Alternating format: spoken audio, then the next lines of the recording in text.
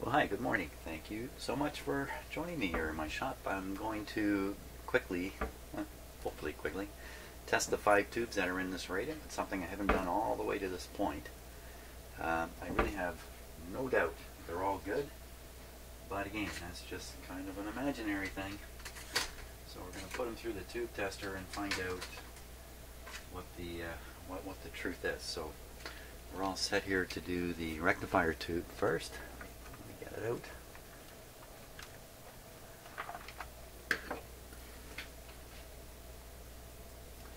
Okay, just double check. 35Z5.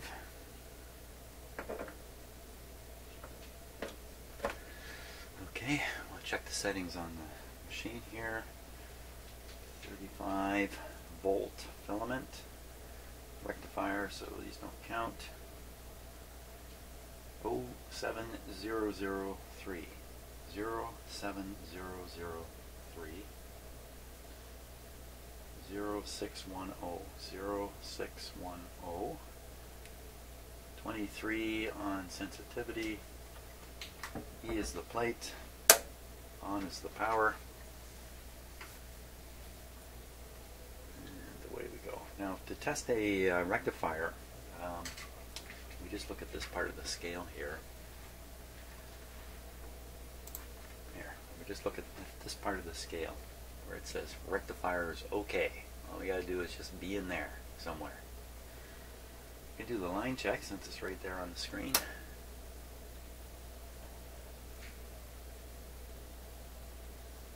And for those of you who are tube testing aficionados, I am setting the line with the tube heating, so the tube heater current is being drawn. I don't normally concern myself with such precision.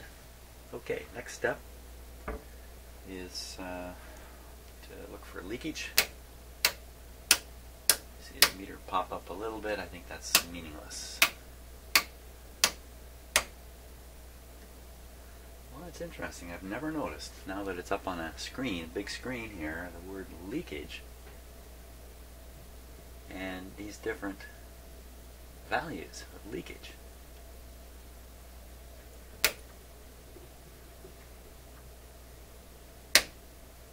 Huh, okay, but anyway, a leaky tube does come way up on the scale as opposed to what we got. So we're all set for the tube test. I got my finger on the right switch here, which is a rectifier and diodes. Here we go. Well, okay, no question. This rectifier is in good shape. There it is right there. Okay. That's good. For a while I thought he might be part of the hum picture, but don't think so.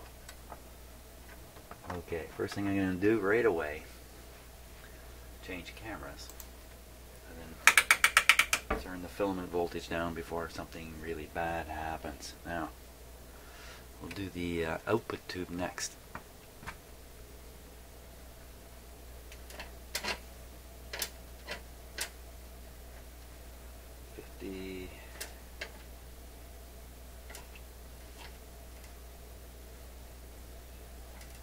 I'm in the dark here, it's a little hard to see. 50L6. 50L6. Okay, so we set the filament voltage to 47 on this machine. L6, we signal to 8.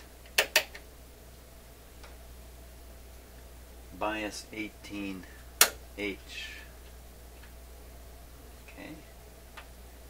And now the numbers. 07345. 07345. 0610, same as it was. 0610. 43. On the sensitivity, plate is C. Reject point is 1030. 1030 on the scale. So 1030 is just a hair above 1,000 here. So that's where we're going, just above 1,000. Put update.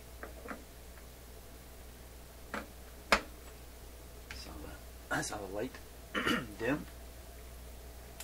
While it's warming up, we'll just double check. Excuse me. 47, 8, 18H. Excuse me. 07345. 0345 0610 43 C. Okay. We're all set here. So, whoop, let me switch cameras.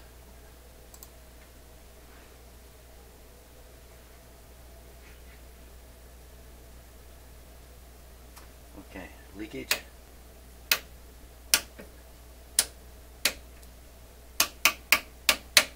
Okay, and now for the tube test, it should be coming up just above the 1,000. You see there.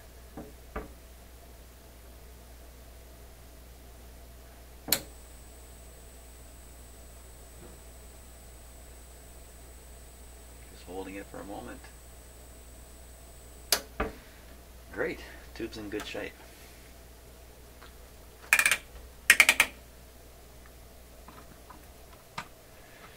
Okay, next one will be the 12SA7. 12SA7.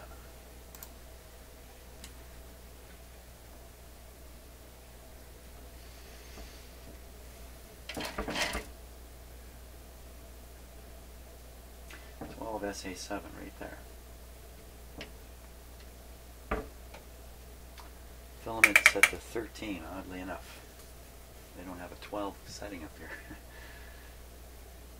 12SA7. Signal is 2. 9L.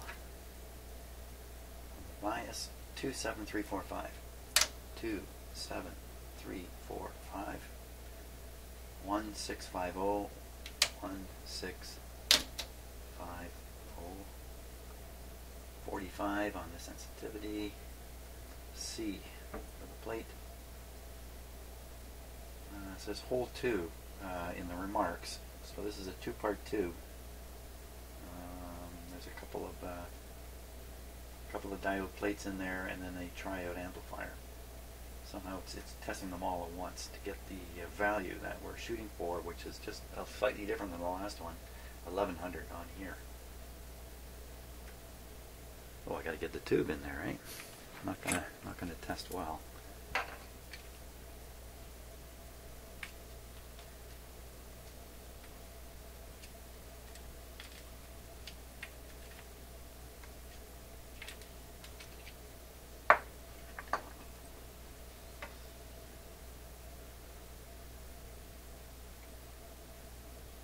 Very hard to see 12SA7 on there though. Okay, quick, double check 13.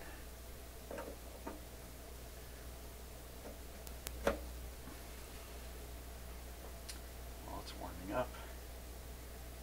2, 9L, 27345, 27345, 1650, 1650, 45. See, we're all set.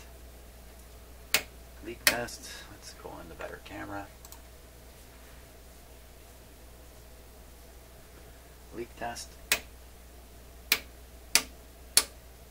Again, I think if there was anything seriously wrong with these tubes, we'd know it already from the radio not operating. So the GM should come up just above here.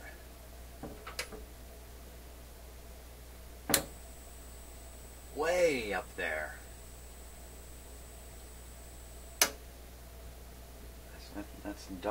That's double the minimum reading.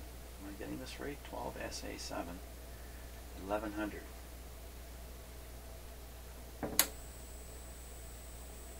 Well, I don't think you can complain about this tube. That's wow. It's a little unnerving. It's so high, in fact. Okay. I realize my microphone's not in the right spot here.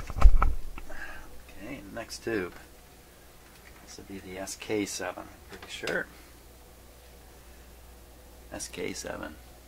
Pretty hard to miss that. I wish all tubes were marked like this. That would be great. 12SK7. That should be just away here. Here it is. 13, of course. 2, 10L. 10L. 17251. 17251. 4630. 4630. 44. C.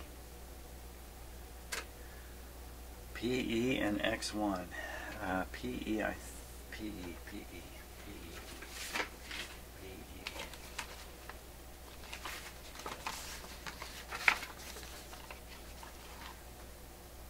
Property of CFOX radio, January 29th, 1960.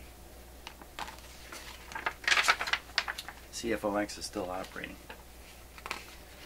So here we are. Here's all the little codes here. Down here, PE, pentode section of tube being tested. Oh, is this a two-parter? SK7. No, it's only got one set of settings.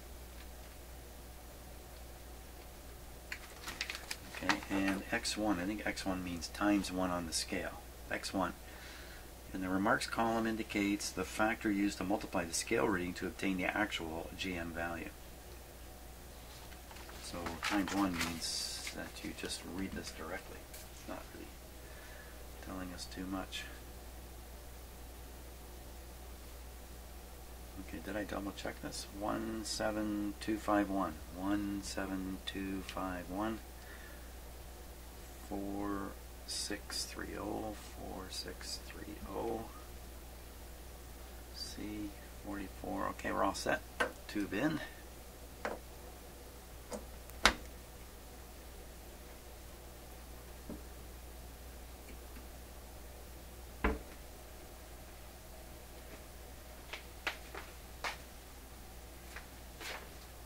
Coffee break.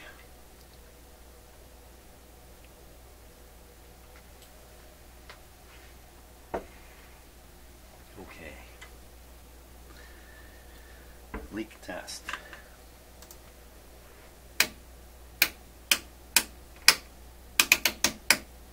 Nothing. GM test. Now where's it supposed to end up? 1520. So it should show up just above the halfway mark here. Just up in here somewhere. GM.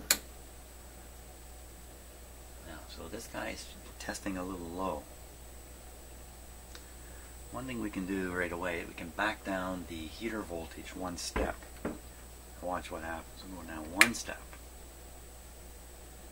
This is a very qualitative sort of testing of the tube here. That's quite a fall off. That's down to 10 volts from 13 according to the numbers on the dial. Go back up to 13. So the theory here is a good tube, you can knock off some heater voltage and its performance won't change all that much. Now this was a 50% change. It went in half. Wait a minute, we're coming up a little higher this time. How does that work? Is this the slow tube to heat up? No, that's another radio I'm thinking of. That's that old 1928 radio. Okay, so in the long run, it makes it all the way up to, well, it's coming into the range. It's supposed to be 1520. That's just about exactly what it is, isn't it? It's about precisely where it's ended up.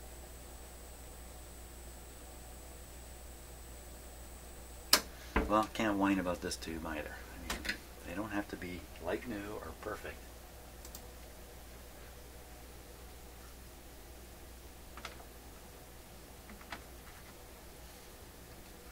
Really, when I'm doing these tests, what I'm thinking is, is the heater heating?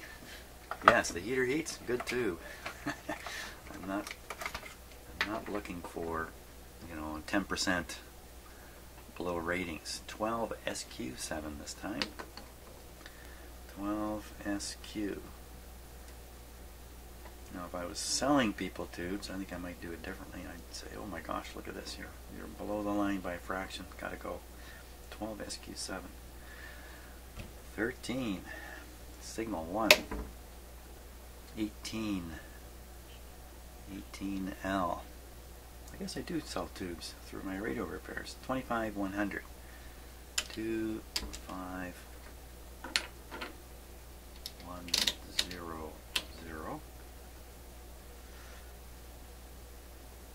3760. It is so easy to make a mistake. Just looking down at this chart. See, I keep my finger on it. I take my finger away, there's a good chance I'll read the wrong line here.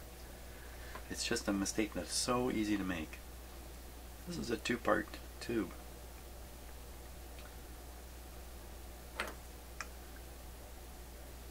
Yeah, so this is the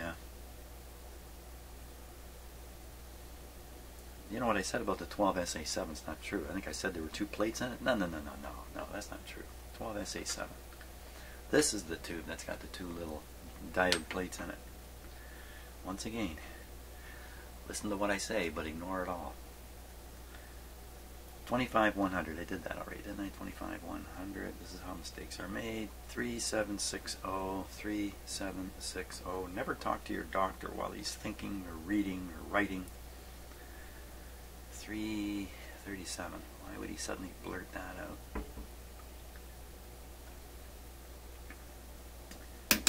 Because when other people are concentrating on stuff, the worst thing we can do is interject. And so, okay, let's double check now. 25100. 3760. 3760. In that case, I am my own worst distractor. I get distracted really easily. Some people might call that perceptive. They say, oh, he's very perceptive. Others would say, no, he's distracted all the time. 760. So we got to come up to 760 on here. TR-X1. TR. What is TR? What is TR? Triode section of tube being tested. I could have guessed that.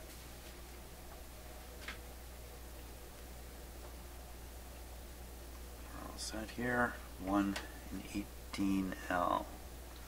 13, here we go.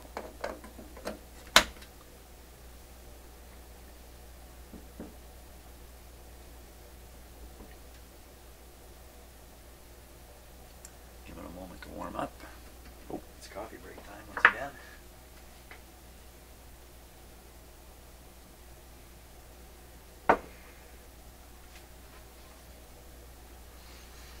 There we go.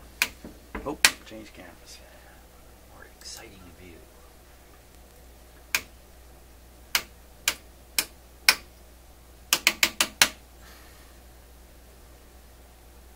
GM test, and we're looking at 760. Oh my gosh, it's double that. It's double that again. That's twice it's been double. Twice it's been double. That's a quadruple. Okay, so that passes fine. Now the next test is done. Doesn't matter about the signal, doesn't matter about the bias. This tester, I'm a little concerned about having a tube in place and flipping these dials. My other tester is not a concern. This one, I don't like the idea of doing that. I think I've had a bit of a crisis doing that, so we'll take the tube out. 2013P. 2013P. In fact, I think the problem of having a tube in the tester when you make these adjustments is something that a few testers are designed to get around. So you can leave the tube. It's the only time the voltages are applied to the tube is when the test button is pushed. But this one's not like that. And one thing's for sure, the heater settings, which aren't identified clearly on this tester, it's probably these two, but I don't know. On some of my other tube testers, you can tell which settings are for the filament. So you make sure those are done correctly. You can pop the tube in, and you can fiddle with all these other controls until you push the test button. There's no voltages on the tube, but that's not the case with this one, apparently. And I don't care to find out. Now, see, I'm totally distracted myself by talking to myself. Or am I talking to you? 20, is it you? You're distracting me. 0760. Wow, so you have to look at those numbers very carefully. The 0 looks like a...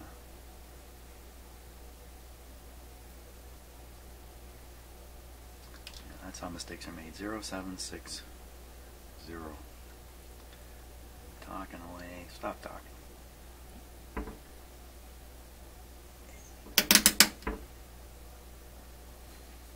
Okay, let's double check them.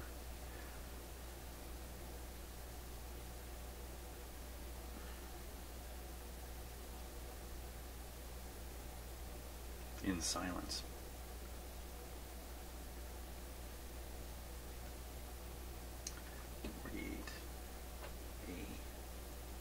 Hey,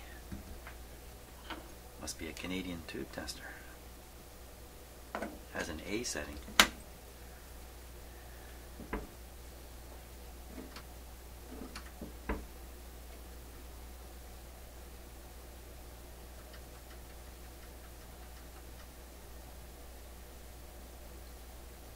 I skipped the coffee break this time. Okay. Leakage, whoops. Oop. Camera work, camera work. Control room, pay attention in the control room.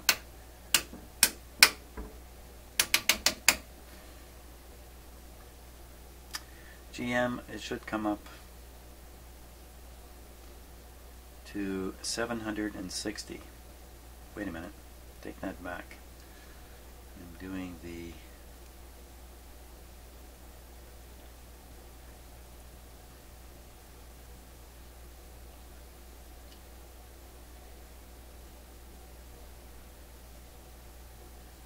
diode, P1, P2, diode check. So now you see the diode spot here. So first we do P1, P2 in the P1 position, and we click the diode. Here we go. So that's above. Oh, my camera shot's gone a little. That's a little better. Diode's okay there. Other plate.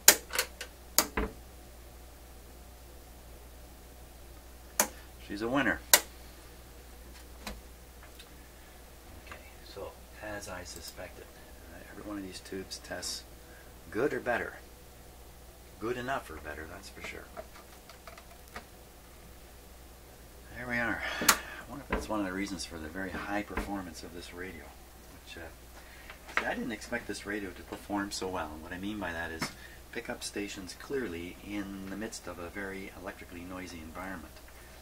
I'd say 1 in 10 AM radios that I work on ends up like this, where it just seems to cut through all the noise fantastically. Like dramatically better than other radios. And I haven't quite figured out exactly what it is. This radio is really surprising because most radios that work really well in this kind of environment have a front-end RF amplifier tube ahead of the mixer tube. They have an entire stage of amplification, or at least tuning, ahead of the mixer tube. So the antenna signal being presented to the mixer tube has essentially been filtered twice. Once by the antenna arrangement, and then again by filters around this RF tube. This guy, the output from the tuned antenna system is fed directly to the grid of the 6SA7. And this is the case with most 5-tube radios. There's only 5 tubes. You need a 6th tube to do the RF front end thing. So I would have expected this thing to be loaded with front end noise and have a hard time picking stations out from the noise. But in fact, that's not what happens with this radio at all. So I'm really curious about that. I'm curious about why is this old clunker working so well? And yet it seems to be of a very simple design. So this has set off lots of warning bells in my head I have not been talking about. Clearly there's something a little weak about my understanding of these things, because when I encounter a radio which does not work as well as this, I can't get it there. In the end, I assume the front end is just too wide open, it's just too much getting into the mixer tube.